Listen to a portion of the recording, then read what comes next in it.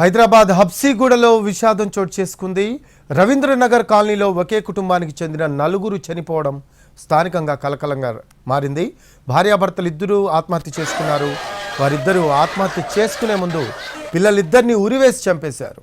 ఘటనా స్థలంలో కుటుంబ యజమాని చంద్రశేఖర్ రెడ్డి సూసైడ్ లేఖను స్వాధీనం చేసుకున్న పోలీసులు ఆర్థిక ఇబ్బందులతోనే ఈ కుటుంబం ఆత్మహత్యకు పాల్పడి ఉంటుందని భావిస్తున్నారు.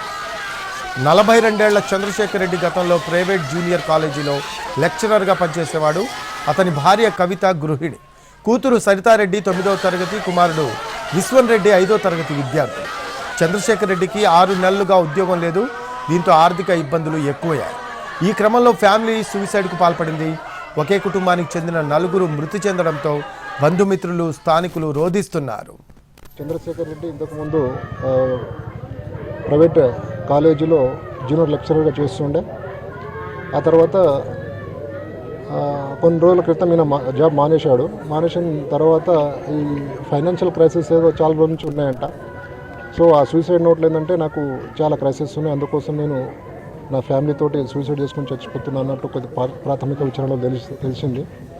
ఇప్పుడు కేసు కట్టేసి కేసు మీద దర్యాప్తు చేస్తాం. అక్కడ మార్క్స్ కూడా కనపడుతున్నాయి. ఫస్ట్ ఆ పిల్లల్ని ఇద్దరిని కూడా ఉరి వేసిన తర్వాతనే వీళ్ళిద్దరం చేసుకున్నట్టు మాకు కొంచెం